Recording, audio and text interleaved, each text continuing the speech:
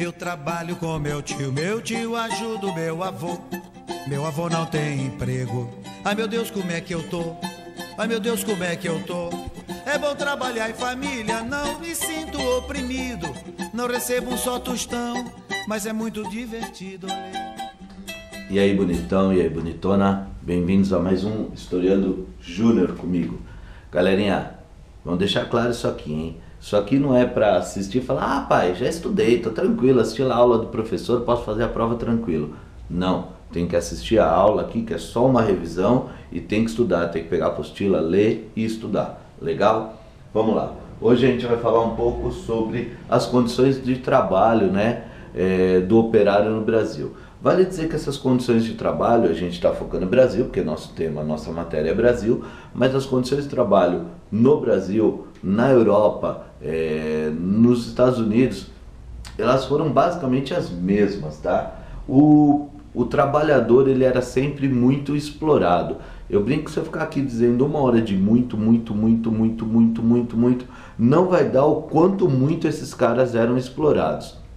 Eles eram explorados, fosse através de salários baixíssimos ou até por uma questão do trabalho mesmo, né? O dono da fábrica, que a gente vai chamar de empresário, capitalista, enfim, ele explorava o trabalhador até não poder mais. Afinal de contas, não existiam leis trabalhistas. Então o cara fazia o que queria e pronto, e acabou. Ele fazia o que queria da forma que queria e aí o trabalhador tinha que aceitar e ficar quieto. Para a gente ter primeiro uma noção de salário, eu fiz aqui uma continha bem básica, só para a gente ter realmente uma noção, tá? O trabalhador que trabalhasse basicamente o mês inteiro, tá? Ele trabalhava o mês inteiro, vamos pensar um mês de 30 dias, ele trabalhava o mês inteiro com um domingo de folga, ele ganharia nos dias de hoje mais ou menos um salário de R$500, tá? Fazendo uma projeção para os dias de hoje. Ele ganharia mais ou menos um salário de R$500. E aí eu fiz aqui um cortiço para ele viver com a família dele, daria mais ou menos R$400, sobrando basicamente R$100 para ele sobreviver. R$100 para ele pegar o bonde, para ele trabalhar, para ele comer, para ele comprar comida para a família. Então, muitos desses casos, né, crianças e as esposas eram obrigadas a trabalhar também para ajudar nesse montante do dinheiro familiar. Juntando o dinheiro das crianças que ganhavam menos, juntando o dinheiro das esposas que ganhavam menos, mais o do pai, né, do pai de família, eles conseguiam, eu não diria nem viver, eles conseguiam sobreviver com uma certa... Conseguia sobreviver e pronto, e acabou, né? Gente, com relação às leis, o texto aqui vai dizer assim, que se um trabalhador, mesmo após trabalhar muitos anos numa fábrica, ele sofresse um acidente, vamos lá, ele estava numa lançadora de tecido, né, que é aquela máquina que ela fazia um movimento de ir e de volta, né?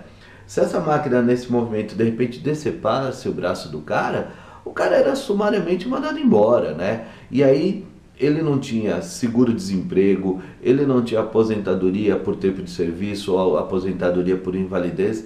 Ele acabava virando um fardo, né, para a família, ele virava mais um peso ali para a família, né? Muitos aí acabavam abandonando as próprias casas, se entregando ao álcool, né, vivendo como pedintes na rua, porque não suportavam essa vida aí de ser um fardo para a família.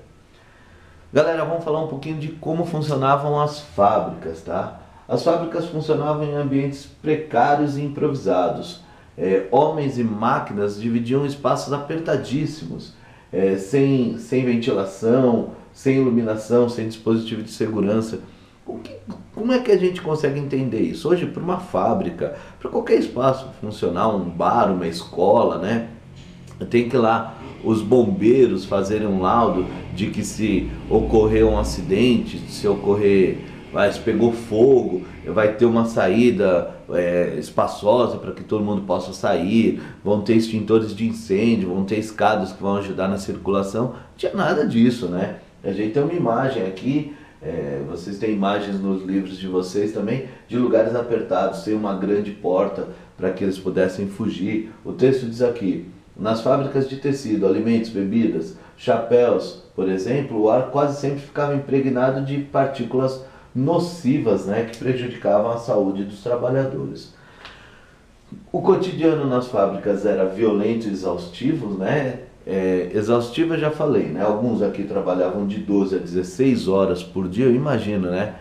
Se o cara trabalhasse 16 horas por dia, ele tinha um dia de 24 horas, básico, né? Ele tinha 8 horas para descansar. Então 8 horas para ir da casa para o trabalho, do trabalho para casa, para dormir, para almoçar ou jantar, enfim, né? Quando ele tinha dinheiro para ter comida.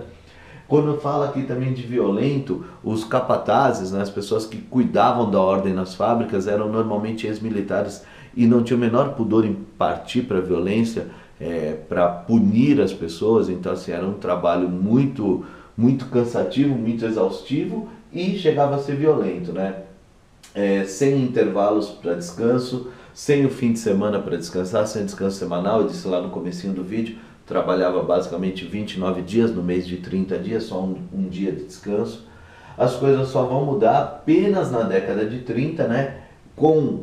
Após muita luta dos trabalhadores e não por coincidência com a chegada do presidente Getúlio Vargas ao poder, né? O Getúlio Vargas vai ficar conhecido como o pai dos trabalhadores.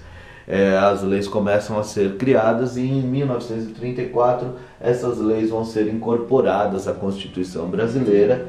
Isso vai fazer com que aumente o número de fábricas, principalmente aqui no Brasil. Legal, galerinha? Valeu por relembrar essa matéria aí. Beijo, tchau, bom estudo para vocês. Fui! Quando o apito da fábrica de tecidos vem ferir os meus ouvidos, eu me lembro de você.